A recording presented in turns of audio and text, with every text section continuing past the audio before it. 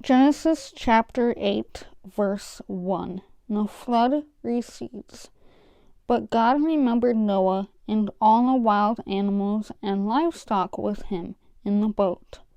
He sent a wind to blow across the earth, and ground waters, and the floodwaters began to recede. The underground waters stopped flowing, and the torrential rains from the sky were stopped.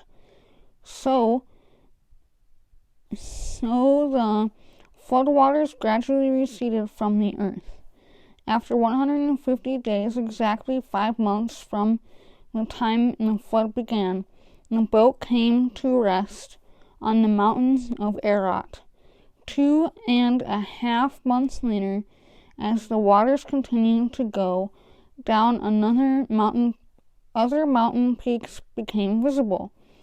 After another 40 days, Noah opened the window he had made in the boat and released a raven. I think in the English Standard Version, the raven is a dove. I'm not sure though. The bird flew back and forth until the floodwaters on the earth had dried up. He also released a dove. Okay, there's a dove. To see if the water had receded and it could find dry ground. But the dove could find no place to land because the water still covered the ground. So it returned to the boat, and Noah held out his hand and drew the dove back inside. After waiting another 7 days, Noah released the dove again. This time the dove returned to him in the evening with a fresh olive leaf in its beak. Then Noah knew that the floodwaters were almost gone. He waited another 7 days and then released the dove again. This time it had not come back. Noah was now 601 years old. On the first day of the new year, 10.5 months after the flood began, the floodwaters had almost dried up from the earth. Noah lifted back the covering of the boat and saw that the surface of the ground was drying. 2 more months went by, and at last the earth was dry.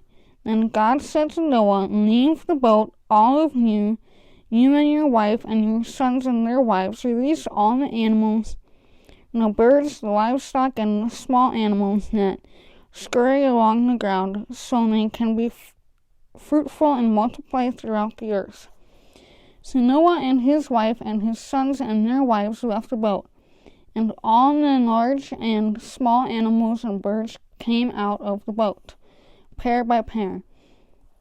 And then Noah built an altar to the Lord, and there he sacrificed as burnt offerings the animals and birds that had been approved for that purpose. And the Lord was pleased with the aroma of the sacrifice and said to himself, "I will never again curse the ground because of the human race. Even though everything they think or imagine is bent toward evil from childhood, I will never again destroy all living things. As long as the earth remains, there will be planting and harvest, cold and heat, summer and winter, day and night."